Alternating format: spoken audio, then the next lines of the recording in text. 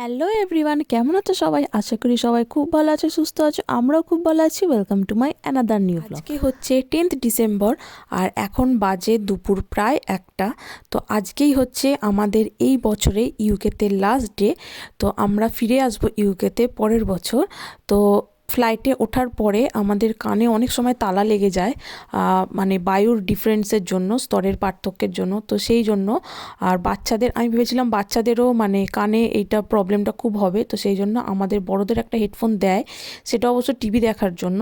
তো সেই হেডফোনটাই আমি ফার্স্ট ওর কানে লাগিয়েছিলাম। তো তারপর এয়ার হোস্টেস ওর বেবিদের একটা হেডফোন দিয়ে যায়।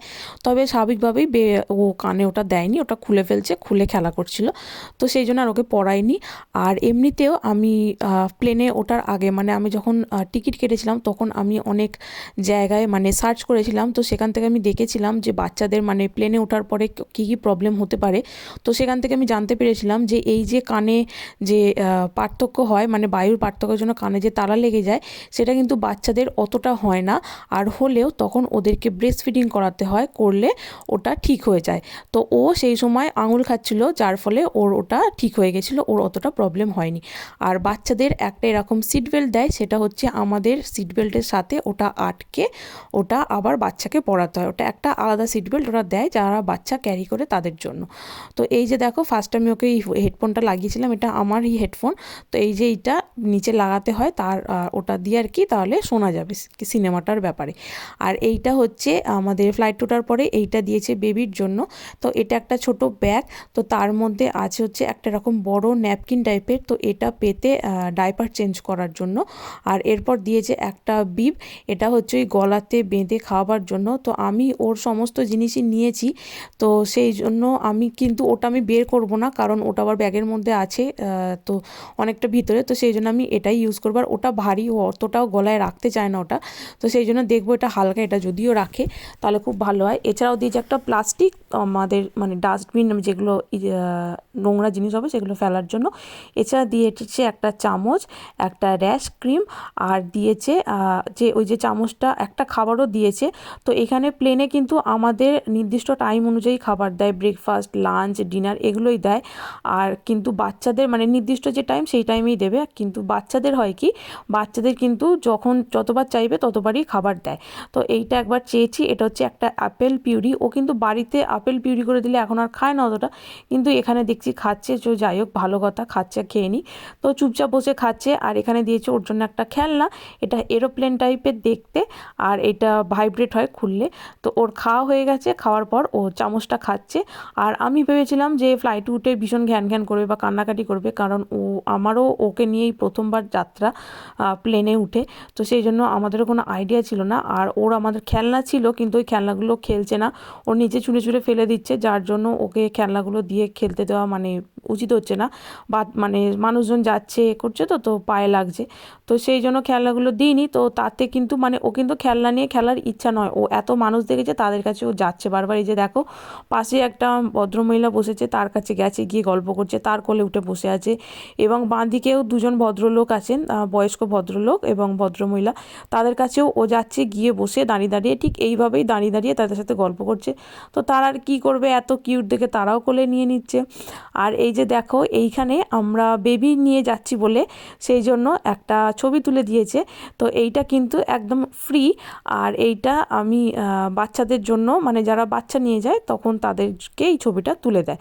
তো এইটা আমার একটা স্মৃতি যে ও ফার্স্ট যখন ফ্লাইটে উঠেছে তার একটা ছবি। তো এটা ভীষণ কিউট এসেছে, তো এটা আমি রেখে দেবো। আর এখানে রুদ্রাংশ এনার সাথে গল্প করছেন। আগে আমরা কোথাও গেলে তো আমাদের যে কাঁধের ব্যাগ থাকে তাতে আমাদেরই জিনিস থাকে, মানে ধরো আমার মেকআপের জিনিস, জামা কাপড়, এইসব এই ধরনের জিনিস থাকে। কিন্তু এইবারে আমার এবং রান্টুর দুজনের ব্যাগই ভর্তি হয়েছে রুদ্রাংশের জিনিস নিয়ে। ধরো এই যে ধরো ন্যাপি আছে, তারপরে অনেকগুলো জামা কাপড়ের সেট আছে, কারণ ও যদি নোংরা করে ফেলে তার জন্য। আর এটা যেহেতু শীতের দেশ, সেই জন্য ডাবল ডাবল জামা পরাই ওকে, তো সেই জন্য ডাবল ডাবল জামা নিতে হয়েছে। এবং যেহেতু বড় হয়ে গেছে তার জন্য ওর আলাদা জামা প্যান্ট হয়, মানে জামা এবং প্যান্ট আলাদা হয়। তার উপর এখন শীতকাল বলে তার জন্য সোয়েটারও নিতে হয়েছে, সোয়েটারের প্যান্ট, সেই জন্য অনেক কিছু নিতে হয়েছে। তারপর হচ্ছে ওর খাবার দাবার, কারণ সবসময় যে খাবার, যেমন ধরো এখন আমরা চলে এসেছি দুবাইয়ে, তো এখানে তো ধরো এখানে যদি ওর খিদে পেয়ে যায় তখন তো আমরা খাবার দিতে পারবো না, আর এখানে কোথায় কিনতে পাওয়া যায় সেটাও আমরা জানি না, আমাদের খুঁজতে হবে, অনেক টাইম লাগবে। তো সেই জন্য আমরা ওর অনেক কিছু খাবার নিয়েছি ব্যাগের মধ্যে। তো এইগুলো প্যাকড থাকলে নিয়ে যাওয়া যায়, যদি এগুলো লুজ থাকে, মানে বাড়িতে বানানো খাবার কিন্তু ফ্লাইটে অ্যালাউ করে না। তো এগুলো যেহেতু দোকান থেকে কেনা, তো এগুলো সিল করা আছে, তো সেই জন্য এগুলো অ্যালাউ করেছে। এছাড়াও আমি জল নিয়েছিলাম, কারণ আগেরবার আসার সময় আমি জল ক্যারি করেছিলাম, তখন কিন্তু জল নিয়ে ফ্লাইটে উঠতে দিয়েছিল, তো সেই জন্যও ভেবেছিলাম যে এবারেও জল নিয়ে উঠতে দেবে, কিন্তু না, সমস্ত জলই ফেলে দিয়েছে এবং শুধুমাত্র বাচ্চার জল রেখেছিল, যেটা ওর বোতলে আমি রেখেছিলাম সেটা। আর এছাড়াও আমি ওর অনেকগুলো থালা, গ্লাস, বাটি যেগুলো ও খায় এখানে, তো সেইগুলো আমি নিয়ে নিয়েছি। তো সেই জন্য এইসব নিয়েই দুজনের ব্যাগ বেশ ভর্তি হয়ে গেছে। তার সাথে আছে আমাদের একটা খাবার জন্য জলের বোতল, সেই জলের বোতলটাই আমরা ফ্লাইটে এয়ার হোস্টেসদের বলছিলাম, ওরা ভরে দিচ্ছিল।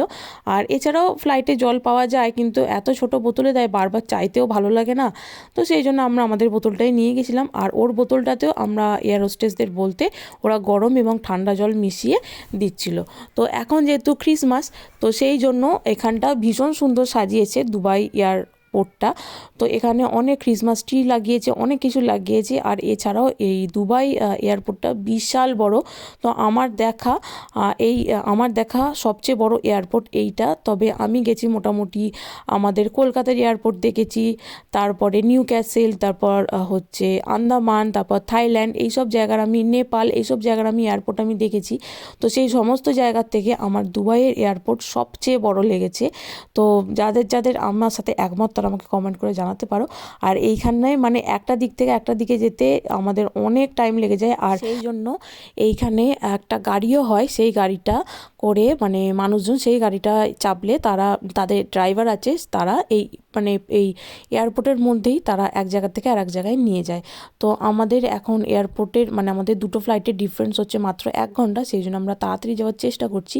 আর এইখানে আছে একটা সোনার খেজুর গাছ, তোমাদের দেখাচ্ছি, দেখো, এটা ভীষণ সুন্দর দেখতে। আমি এটা প্রথমবার যখন দেখেছিলাম তখন আমি বিশ্বাসই করতে পারিনি, তবে এইবারে আমি ছবিটা তুলেছি, তোমাদের দেখাচ্ছি, দেখো। এবার আমরা উঠে পড়েছি আমাদের সেকেন্ড ফ্লাইটে। তো এখন বাজে প্রায় রাত 1টা। তো আমাদের কিন্তু ডিনার দেয়নি, তো সেই জন্য আমাদের ভীষণ খিদে পেয়েছিল। তবে ভোরবেলায় আমাদের ব্রেকফাস্ট আর ডিনারের মাঝখানে একটা টাইমে আমাদের খাবারটা দিয়েছিল, তো তখনই খেয়েছি, কিন্তু আমার ভীষণ খিদে পেয়ে গেছিলো। আর এখন আমি ওকে ঘুম পাড়িয়ে দিয়েছি, রুদ্রাংশকে কোলে ঘুম পাড়িয়ে তারপরে এই ব্যাসিনেটে ঘুম পাড়িয়েছি। তো এটা এয়ার হোস্টেসদের বলতে তবে ওরা দেয়। আর এটা কিন্তু রুদ্রাংশ একদম মাপের মাপ হয়েছে, যদিও একটু বড় হতো তাহলে কিন্তু ওকে এই ব্যাসিনেটে শোয়ানো যেত না, ওকে কোলে করেই ঘুম পাড়িয়ে নিয়ে যেতে হতো। আর এখন যেহেতু রাত্রির বেলা, তাই আমরা তিনজনেরই ঘুম পেয়ে গেছিলো স্বাভাবিকভাবে। তো সেই জন্য এত বড় ছেলেকে নিয়ে মানে কোলে ঘুম পাড়িয়ে নিয়ে যাওয়া আমাদের পক্ষে সম্ভব হতো না। ফাইনালি পাক্কা 2 বছর পর আমরা 2জন থেকে 3জন হয়ে ইন্ডিয়াতে ফিরে এলাম। তো এখন আমরা ওয়েট করছি এয়ারপোর্টের বাইরে আমাদের গাড়ির জন্য। তো চলো এবার আমরা বাড়ি ফিরে যাই। আর আজকের ভিডিওটা তাহলে আমি এখানেই শেষ করছি, আবার একদিন দেখা হবে অন্য একটি ব্লগে। তোমরা সবাই ভালো থাকবে, সুস্থ থাকবে। আর আমার ব্লগগুলো যদি ভালো লেগে থাকে তাহলে অবশ্যই লাইক, কমেন্ট ও শেয়ার করে আমার পাশে থেকে আমায় মোটিভেট করো। আজকের মতো বাই বাই।